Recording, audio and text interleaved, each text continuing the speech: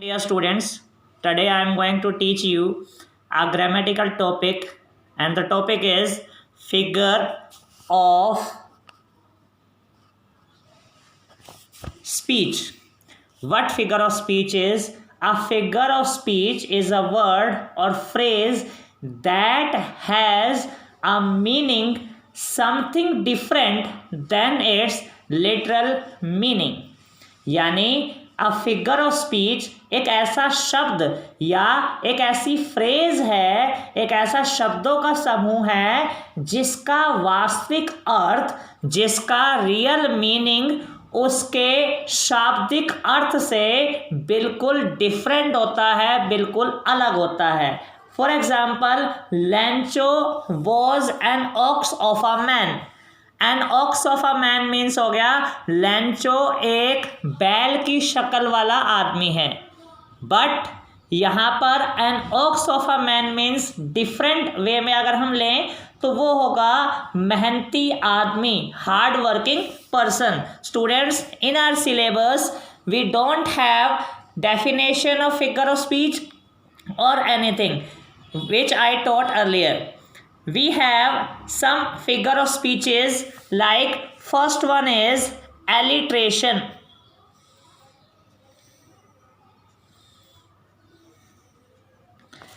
Alliteration means anupras alankar. As you have seen in Hindi books, what alliteration is? In alliteration, letter is repeated. Letter is repeated. For example, Shelly sells, she shells. As you can see here, S letter is repeating. S, S, S, S. In a sentence, S is repeating. So, if we find in any sentence any letter is repeating, we can say that it's alliteration. कि वह एक alliteration है, अनुप्रास है. S, S, S, S repeat हो रहा है तो ये alliteration हो गया. Second thing is simile. Students, simile means simile means उपमा अलंकार. simile में क्या होता है? Comparison.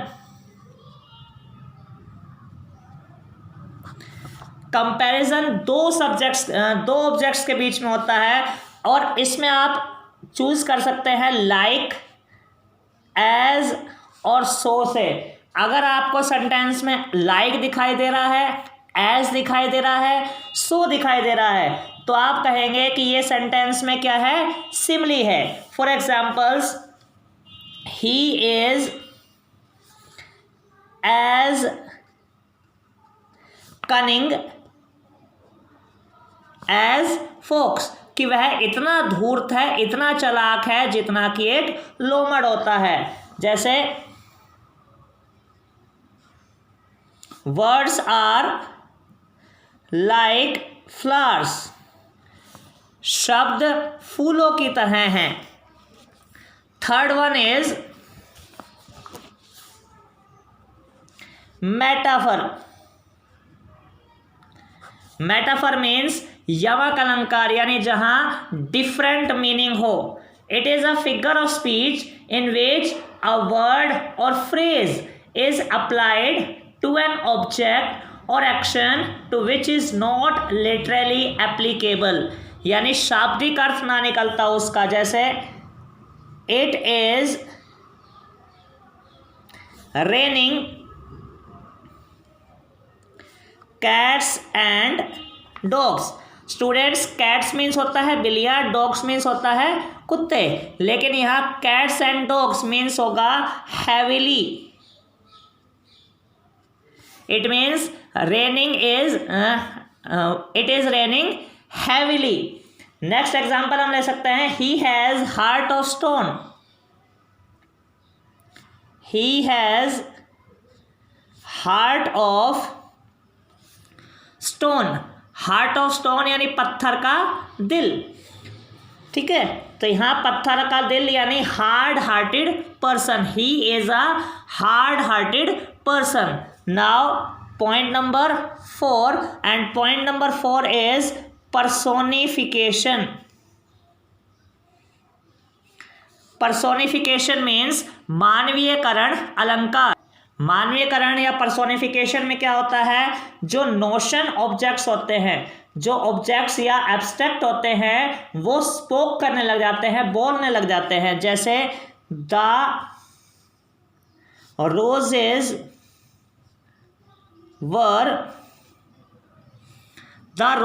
Were smiling.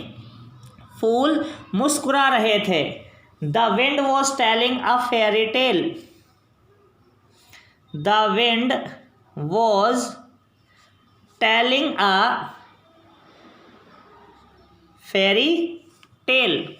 Okay, then 5th point is hyperbola. Students, hyperbola means अतिशयोक्ति अलंकार, यानी जहां किसी चीज को बढ़ा चढ़ा करके कहा जाए. She wept on an ocean of tears. कि उसने इतना रोया कि समुद्र भर गया. क्या कोई इतना रो सकता है कि समुद्र भर जाए? नहीं ना. तो यानी किसी चीज़ को बढ़ा चढ़ा करके, कि जैसे कोई लड़की इतनी ज़्यादा कमज़ोर थी कि वो सांस लेती थी तो 6-7 कदम आगे चली जाती थी, और सांस छोड़ती थी तो 6-7 कदम पीछे चली आती थी. तो इस चीज़ को बढ़ा चढ़ा के कहा जाए तो हाँ हाइपरबोला होता है, अतिशयोक्ति अलंकार होता है. तो आज हमने कुछ फिगर ऑफ स्पीचेस पढ़े.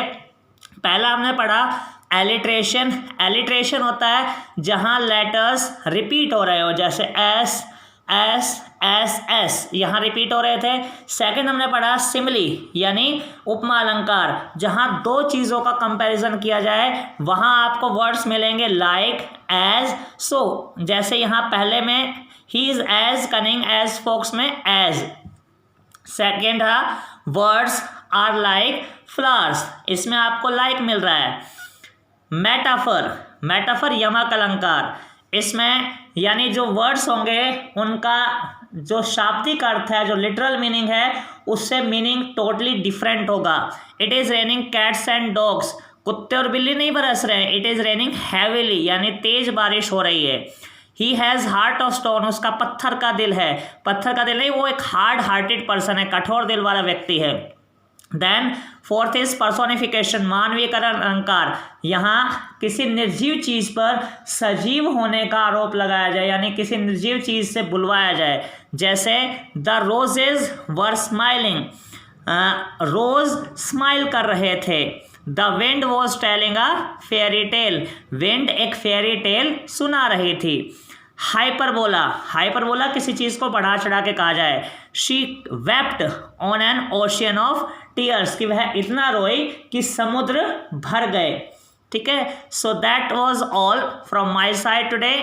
We will meet you soon. Thank you so much for watching this video.